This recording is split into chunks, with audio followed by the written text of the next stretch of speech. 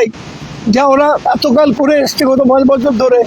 তখন আমাদের আবার যেতে হবে তার কাছেই অনুমোদন চাইতে যে আমরা বিএসকে কি বলে এতে যেতে পারবো কিনা, যেখানে প্রেস কর্নারে যেতে পারবো কিনা তার অনুমোদন নিতে হবে। এটা কোনো গণতান্ত্রিক দেশে হতে পারে? এটা পার্লামেন্টে আছে, জানি না ভারতবর্ষের কোনো বিধানসভায় আছে কিনা এই ধরনের মানে বিরোধী দলের গলা টিপে ধরার জন্যে, কণ্ঠরোধ করার জন্যে এই যে ব্যবস্থা, এই ব্যবস্থা বোধহয় ভারতবর্ষে কোনো বিধানসভায় নেই, পার্লামেন্টেও নেই। এবং আপনারাও তো যেতে পারবেন না। যারা সাংবাদিক এতদিন ছিলেন তারা আমাদের ঘরে আসতে পারতেন, আমাদের সঙ্গে কথা বলতে পারতেন, এমনকি প্রয়োজনে মোবাইলে ইন্টারভিউটাও নিতে পারতেন। সেগুলো সব বন্ধ হয়ে গেল, সে আপনারাও পারবেন না। আমাদের বিশ্বাস কুণাল যেটা বলেছে আপনাদের সামনে, আমি একমত তার সঙ্গে, যে এ ব্যাপারে আপনারাও আপনাদের স্বাধীন চিন্তাধারাটা প্রকাশ করুন যে এই ধরনের গণতন্ত্রের কণ্ঠরোধ করা যায় না।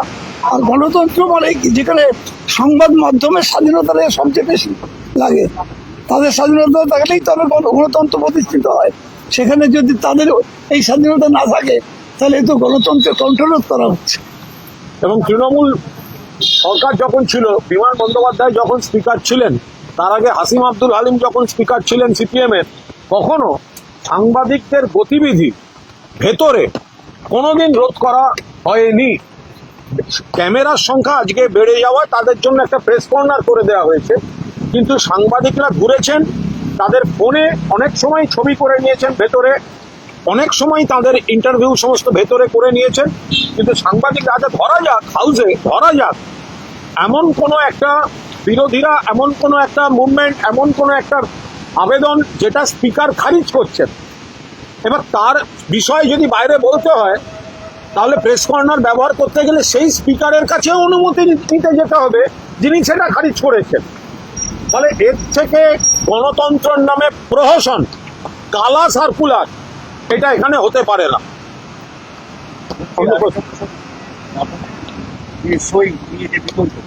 এবং ইতিমধ্যে পুলিশ তারা তদন্ত করতে নয়না বন্দ্যোপাধ্যায়ের বাড়িতে গেছে, নাহরুল ইসলাম এটার কয়েকজনের বাড়িতে যাচ্ছে। এই গোটা বিষয়টাকে আপনার কীভাবে দেখছেন? কি করে সই কাজে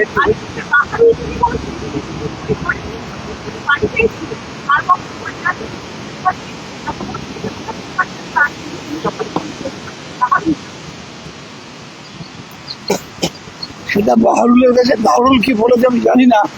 বাহারুল সবার আগে উচিত ছিল আমাদের সঙ্গে কথা বলে নেওয়া, যে কি সই করেছে না করেছে সেটা আমাদের সঙ্গে কথা বলে নেওয়া, তাহলে ব্যাপারটা ক্লিয়ার হয়ে যেত।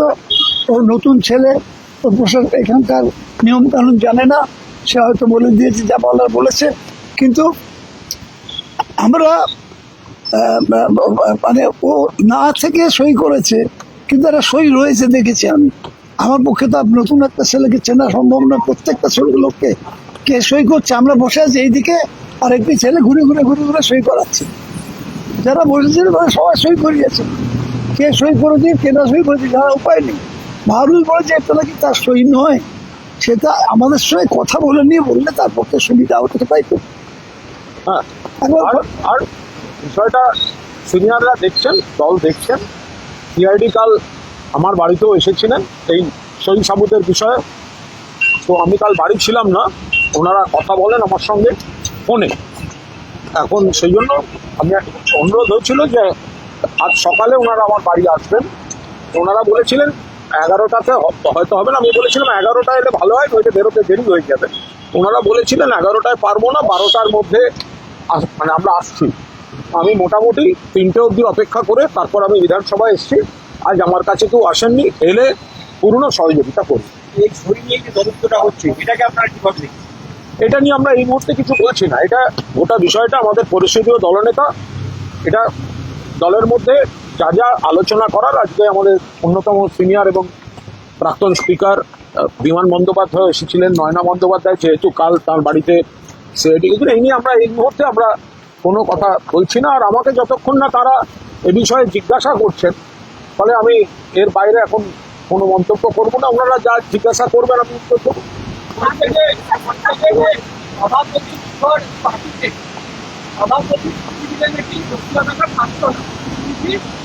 সভাপতি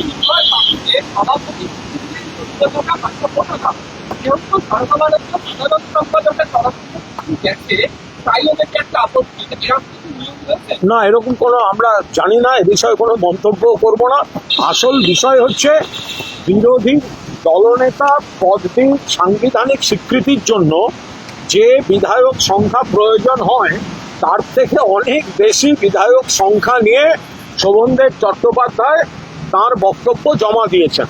ফলে তার পরের যে অংশ হচ্ছে সে বিষয়ে আমরা কোনো মন্তব্য এই মুহূর্তে করছি না। রাজ্যে সেন্সেসের পয়লা আগস্ট থেকে মানে সেলফ এনুমারেশন হবে। আমাদের বক্তব্য এগুলো তো পার্টি দেখছে, পার্টি নিশ্চয়ই তাদের বক্তব্য জানাবেন পার্টি যথাযথভাবে। কিন্তু আমাদের বক্তব্য হচ্ছে যেটা বলা হয়েছিল ভোটের আগে যে লক্ষ্মীর ভাণ্ডার যারা পাবেন তারা 1 জুন থেকে 3,000 টাকা পাবেন অন্নপূর্ণা ওই স্কিমে। এবং ভোটের আগে মাতৃশক্তি বলে একটি ফর্ম দিলানো হলো এবং ফর্ম ফিল আপ করানো হলো। আর এখন আবার দেখা যাচ্ছে একটা 13 পাতার ফর্ম অন্নপূর্ণা ভাণ্ডারের জন্য, এবং সেই ফর্ম এত জটিল যে আমাদের খোঁজ নিতে হচ্ছে তার সহায়িকার জন্য রায়ান মার্টিনের কোনো বই আছে কিনা। তো সুতরাং এই অন্নপূর্ণা ভাণ্ডারের যে এই 13 পাতার যে জটিল প্রক্রিয়াটি এবং নানা ক্রাইটেরিয়া, এটা তো তারা ভোটের আগে বলেননি। তাহলে ভোটের আগে যে ফর্মটা ফিল আপ করিয়েছিলেন মানুষকে বিভ্রান্ত করতে, তাহলে সেটা কি করে পাল্টে গেল? তাহলে ভোটের আগে পাড়ায় পাড়ায় বিজেপির লোকেরা যে ফর্মটা ফিল আপ করালো, তাহলে সেই ফর্মটা কি ছিল, কেন ফিল আপ করানো হলো? আর সেটা যদি ফিল আপ করানো হবে তাহলে এটা কি করে হতে পারে যে আজকে আবার একটা 13 পাতার অন্নপূর্ণা যোজনা ফর্ম হয় নাকি কখনো? আগামীকাল আর একজন মা বা বোনকে যদি কোথাও কোনো ভুল ত্রুটি থাকে, কোনো স্ক্রুটিনি সে হোক বাদ যাক, কিন্তু তার জন্য এত লোককে তো রিপ্লাই করতে পারেন না। কোনো মা বা বোন তার অস্তিত্ব, তার আর্থিক অবস্থা জানার জন্য ওই ফর্মে যা যা আছে, যে গোটা পরিবারের নিকুজি কুষ্টি জানা হচ্ছে। এটা কিসের জন্য জানা হচ্ছে? এটা কি শুধু অন্নপূর্ণা ভাণ্ডারের জন্য, নাকি এই তথ্য অন্য জায়গায় অন্য কাজে ব্যবহার হবে? এগুলো নিয়ে তো প্রশ্ন উঠছে। অভিষেক বন্দ্যোপাধ্যায় আগামীকাল তিনি সোনারপুর যাচ্ছেন, বেলেঘাটায় পণ্ডিতের পাশে দাঁড়াবেন। ঘরে বাইরে সমালোচনার পর কি অভিষেক বন্দ্যোপাধ্যায় বেরোবেন? না এই বিষয়ে এটা কোনো দলের সিদ্ধান্ত, দলের সর্বভারতীয় সাধারণ সম্পাদক তার কর্মসূচি, এ নিয়ে কোনো মন্তব্য করব। বহু জায়গা থেকে দেখা যাচ্ছে যে তৃণমূল পার্টির অফিস থেকে প্রচুর তিরপল উদ্ধার হচ্ছে গোটা রাজ্যের বিভিন্ন প্রান্তে। মানে কোথাও কি তিরপলের একটা আলাদা কোথাও কেলেঙ্কারি হয়েছে এই সময় দাঁড়িয়ে? দেখুন, যখন কোনো প্রাকৃতিক দুর্যোগ হয় তখন দিনের শেষে দেখা যায় এই তৃণমূল কংগ্রেসের স্থানীয় নেতারাই পাশে থাকেন। ফলে তাদেরকেই সমস্ত রকম ব্যবস্থা রাখতে হয়। কিছু ক্ষেত্রে তারাই আবার পঞ্চায়েত সদস্য, তারাই আবার ফলে সবসময় সেটাকে দুর্নীতির চোখে দেখবেন না। আমারও বিষয় আছে, হ্যাঁ, আমারও বিষয় আছে, আমাকে রাখতে হবে। আমি অলরেডি আমার এলাকায় বলে দিয়েছি যে বর্ষা আসছে, আমি তেরপল পাঠাবো। হতেই পারে, পার্টির বিষয় রাখতেই পারে, কোনো অসুবিধা নেই। বিশ্ব যোগা দিবসের যে অনুষ্ঠান, সেই যোগা দিবসের অনুষ্ঠান মূল অনুষ্ঠানকে এবার কলকাতায় তো সেটা তো তাদের ব্যাপার, মানে তারা করবেন। যোগাসন সারা পৃথিবীতে, মানে যোগাসন সবাই ইয়ে করেন। এবার বিভিন্ন অনুষ্ঠান বিভিন্ন জায়গায় হবে, এবার কে কোথায় করবেন সম্পূর্ণ তাদের ব্যাপার। প্রধানমন্ত্রী আসার সম্ভব।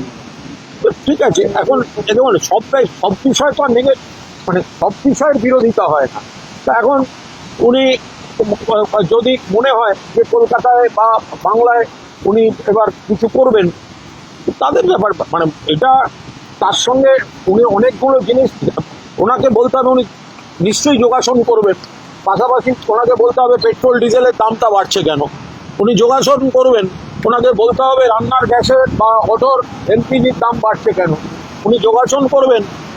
বলতে হবে যে বাংলার এতদিন তাহলে বাংলার বকেয়াগুলো মমতা বন্দ্যোপাধ্যায় থাকাকালীন বাংলার বকেয়া দেননি কেন, তার মানে বাংলার সঙ্গে রাজনীতি করেছেন। আজকে আপনারা বলছেন টাকা ছেড়ে দেবো, তাহলে এতদিন দেননি কেন? ওনাকে বলতে হবে। তাহলে বাংলার এতদিনের যে দাবিগুলো সেগুলো শুধু জোগাড় করবেন, আসতেই পারেন, কিন্তু তা বলে বাংলার যে প্রশ্নগুলো উঠে আছে সেই প্রশ্নের উত্তরও তো ওনাকে দিতে হবে। ওকে, থ্যাংক ইউ।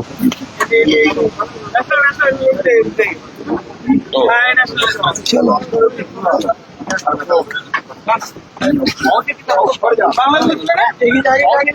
বাংলা তো হয়ে গেল।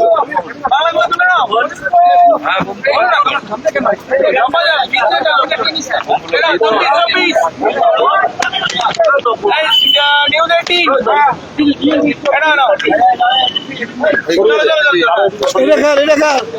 তোমার অভিজিৎ দা